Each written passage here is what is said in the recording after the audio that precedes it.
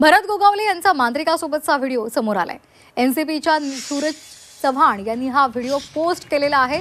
गोगावलेंवर अघोरी पूजेचा आरोप सुद्धा करण्यात आलाय। भरत गोगावले यांचा हा व्हिडिओ पोस्ट केल्यानंतर त्या संदर्भात त्यांनी शीर्षक सुद्धा दिलेलं आहे। भरत गोगावले यांचा आणखी एक व्हिडिओ समोर आलेला आहे। याआधी शिवसेना उद्धव बाळासाहेब ठाकरे पक्षाचे वसंत मोरे यांनी एक व्हिडिओ समोर आणलेला होता आणि त्यानंतर आता सूरज चव्हाण यांनी हा व्हिडिओ पोस्ट केलेला आहे आणि त्यामुळे आता चर्चा रंगलेली आहे। आज जो आहे तो आम्ही घरी बसलेलो आहे, लोकांना आम्ही सामोरे जातो। म्हणणं आमचं एवढंच आहे सुरेश चव्हाणांना की जो आम्ही बगलामुखी मातेकडे गेलो होतो तो नोव्हेंबरच्या अगोदर म्हणजे निवडणुकीच्या अगोदर गेले। चेक करा तो त्यावेळेला काय कोण निवडून येईल, कोण मंत्री होईल, कोण पालकमंत्री हा त्यावेळेचा भाग नव्हता। प्रश्न एवढाच होता की आम्ही निवडून यावं, सत्ता यावी किंवा काय व्हावं हा तिथं मागणीचा माग होता। पण जे काय आपण तिथं हवामहन केलेलं आहे हे जनरली सगळे लोक करतात। त्या देवीकडे गेल्यानंतर तो आमचा हवामहन होता ते मी त्याला सांगितलं आणि ना वसंत मोरेंना पुढच्या वेळेला मी त्यांना घेऊन जाणार आहे, कारण जर मला ती देवी प्रसन्न होते हवामहन केल्यानंतर तर त्यांना पण मी प्रसन्न करून देतो। आणि आज सुरेश चव्हाण जे काय आता सांगतायत म्हणणं त्यांचं बरोबर आहे। त्यांना आता जो मुद्दा जर अघोरी विद्या करणार असेल तो आपलं फोटो काढून घेईल का किंवा फोटो काढून देईल का मला सांगा बरी। अघोरी विद्या करणारा माणूस हे सगळं लपून छपूनच करणार ना, ज्याच्या मनात कर नाही त्याला डर कसली आहे। आणि म्हणून आम्ही सगळे ओपन चालणारे लोक आहोत।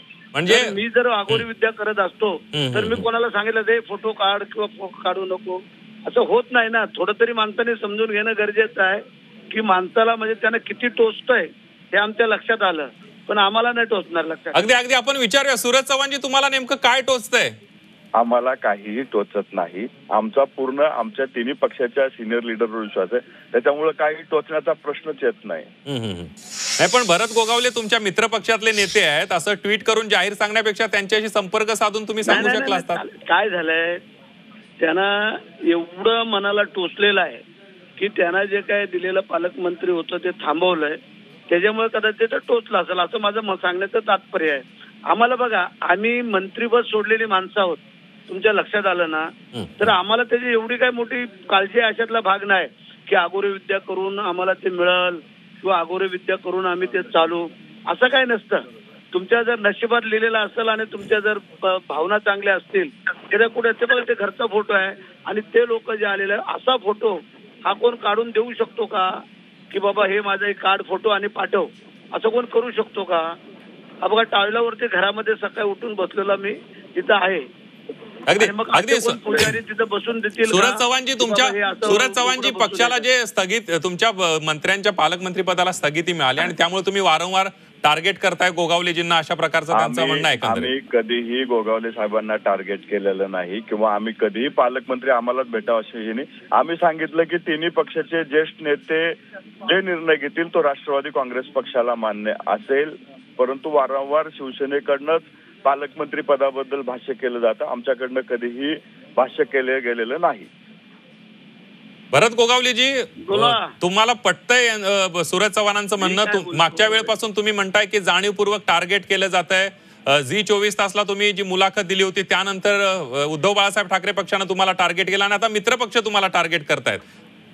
माझं काय म्हणणं आहे, आम्ही पालकमंत्री किंवा ह्याच्यावरनं आम्हाला टार्गेट करण्याचा काय प्रश्न येत नाही। प्रश्न कुठं निर्माण झाला नेमका की महाराष्ट्रामध्ये यांची एकही सीट कुठं आलेली नसताना जी आम्ही सीट आणून दिली मित्रपक्ष म्हणून, मग बीजेपी असेल आम्ही शिवसेना असेल या सगळ्यांनी मिळून आज जर तुम्ही चौकशी केली तर बीजेपीचा लीड बघा तिथं किती दिलेला आहे, आमच्या मताचा लीड किती दिलेला आहे, उबाटाचा किती आहे आणि त्यांच्या स्वतःचा लीड किती आहे।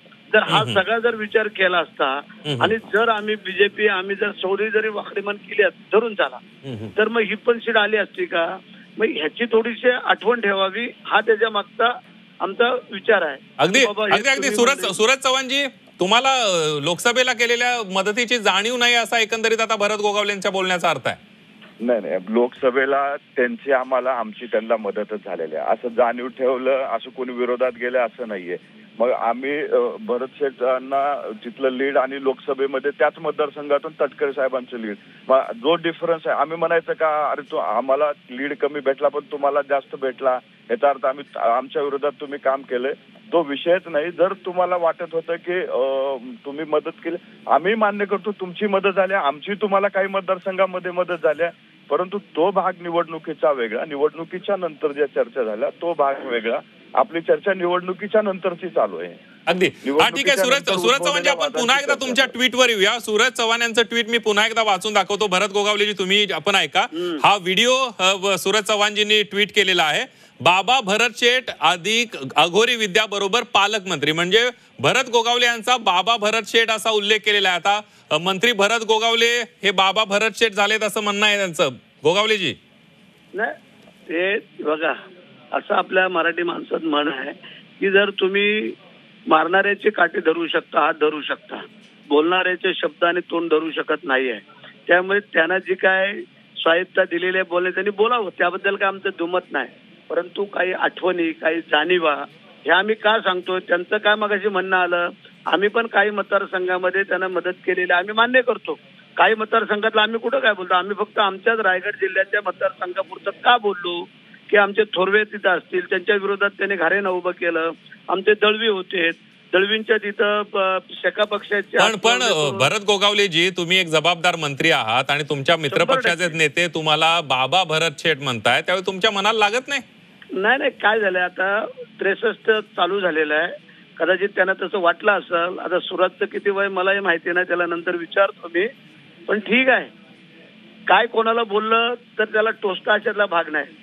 त्याचं मन साफ असतं, त्यांनी कधी काळजी करायचं नाही. मी नेहमी सांगत असतो भाषणात, ज्याची नियत आणि नीतिमत्ता चांगली असेल तोपर्यंत त्यांनी काळजी नाही करायची. ज्याची नियत आणि नीतिमत्ता बिघडली तर त्याचा समजाचा जय महाराष्ट्र झाला.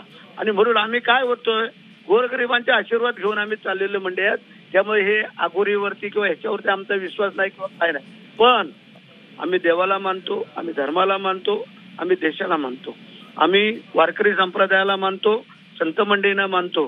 हे येणारे काही बिचारे फेरफटका मारायला येतात, आता त्यांना वाटतं बाबा इथं आम्हाला मदत होण्यासारखी आहे, त्यावेळेला मग आम्ही त्यांना काही ना काहीतरी मदत करत असतो. आता ह्याच्यामध्ये आघोरी विद्या होते, काय होते या टेबलावरती अशी आघोरी विद्या केली जाते का? बघा तिथं तुम्ही दाखवताय.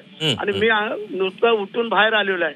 माझी पद्धत आहे की आल्यानंतर पहिले लोकांना सामोरं जाणं, मग आंघोळ करणं. बिचारे लांबून लोक येतात.